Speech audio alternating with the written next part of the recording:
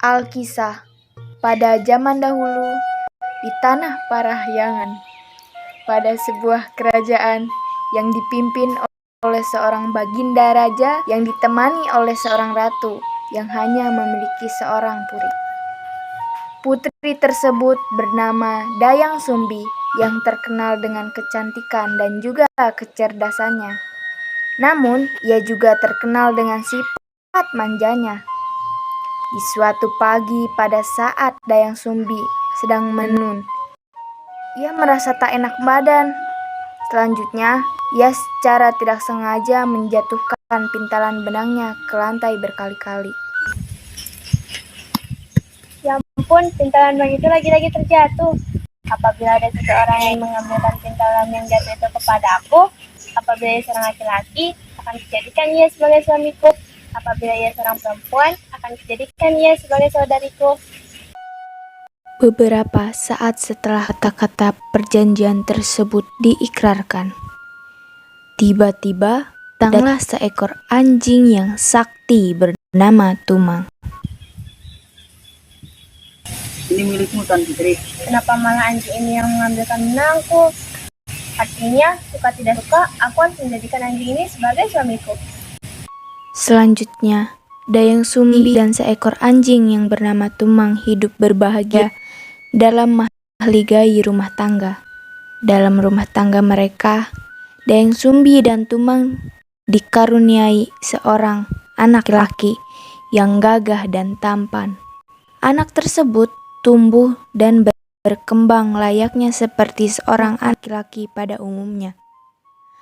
Anak laki-laki ini dinamakan Sangkuriang.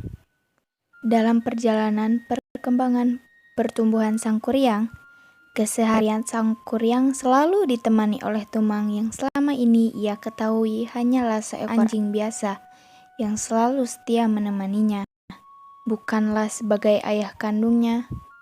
Dalam perjalanan waktu yang senantiasa bergulir, Sangkuriang berkembang dan tumbuh menjadi seorang pemuda yang tampan, rupawan, dan gagah.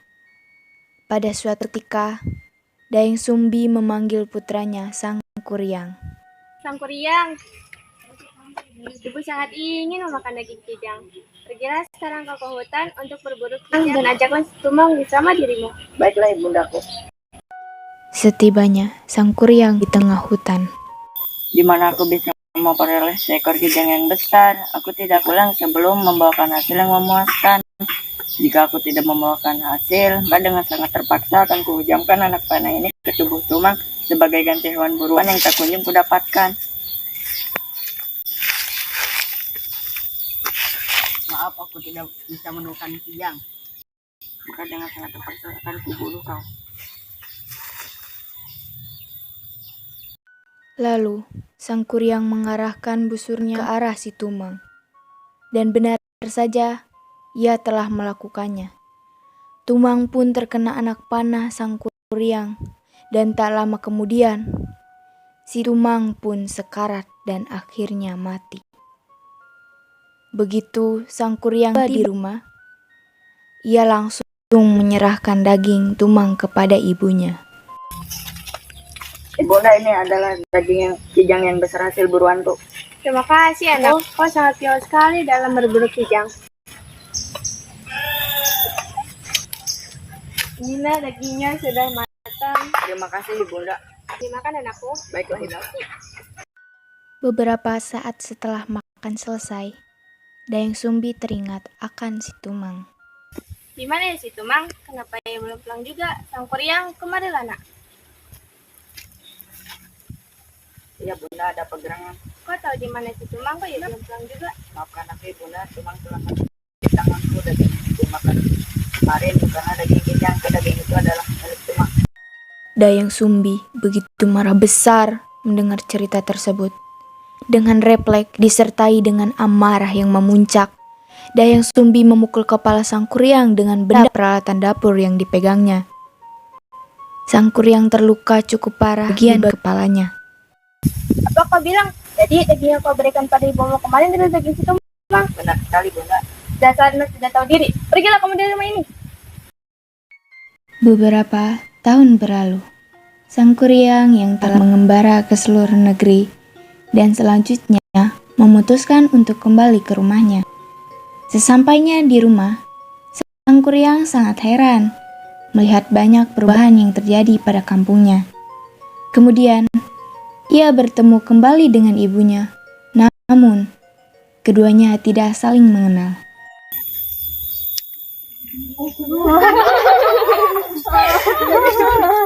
Hai Nona Manis, kau sangat cantik. Aku ingin sekali melamarmu.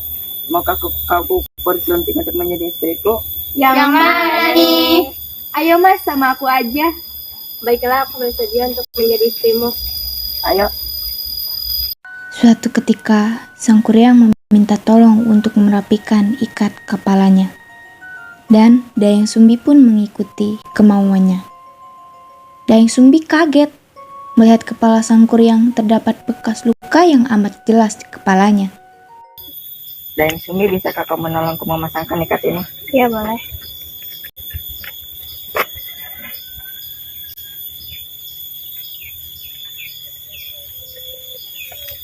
Sang Kuryang, mengapa di kepalamu terdapat bekas luka? Bekas luka apakah itu?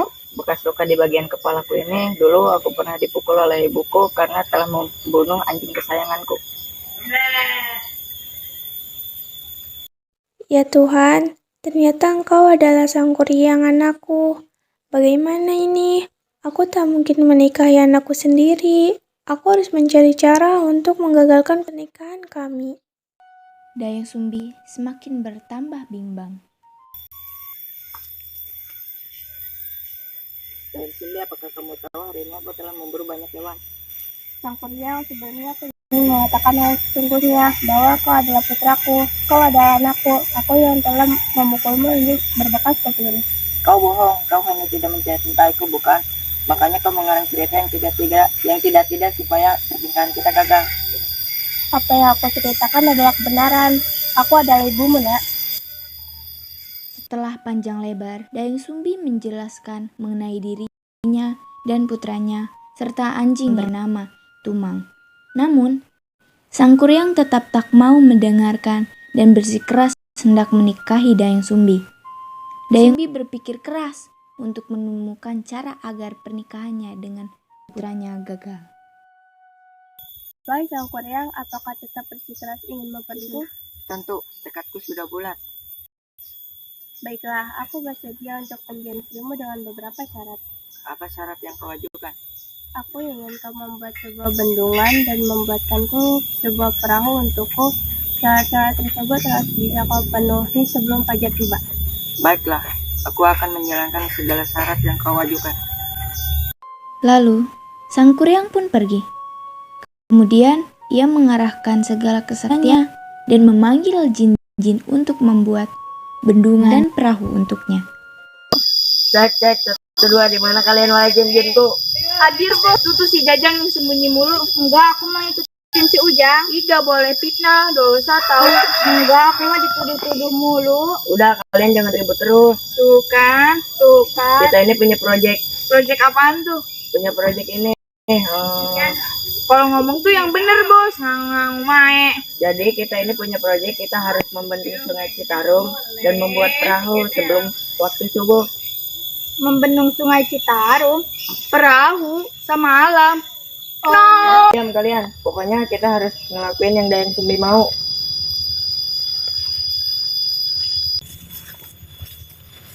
Gimana kalian, bendungan sudah jadi? Udah dong, tinggal dipoles sedikit aja. Sip, mantap. Kesini atuh bantuin aku, sebentar lagi udah mau subuh. Siap bos. Bos sangat mencintai Dayang Sumbi sampai merelakan segalanya. Iya. Betul Brody, masa dalam semalam harus membuat bendungan sama perahu? Iya. Tapi kalau tidak dibantu bos bisa apa? Jangan gitu. Bos, tanpa kita sudah jago.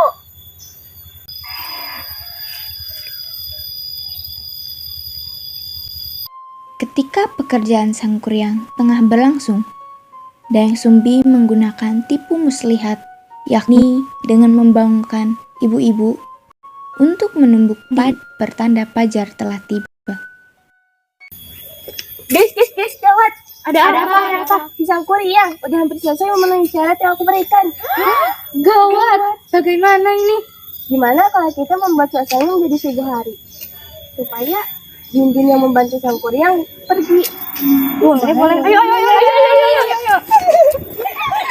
Sang Kuryang berhenti melakukan pekerjaannya, dan jin-jin pun berlari terbirit-birit karena mengira fajar telah tiba. Namun, Sang Kuryang menyadari bahwa ini hanyalah tipu muslihat dari Dayang Sumbi. Sang Kuryang marah dan mengutuk Dayang Sumbi, lalu ia merusak bendungan yang setengah jadi ia buat bersama jin-jinnya. Karena amarah yang tak tersalurkan, Sang Kuryang pun menendang perahu tersebut dan jatuh dalam keadaan terbalik. Perahu itu membentuk sebuah gunung, Tangkuban Perahu. Bos, lihat bos, udah azan subuh.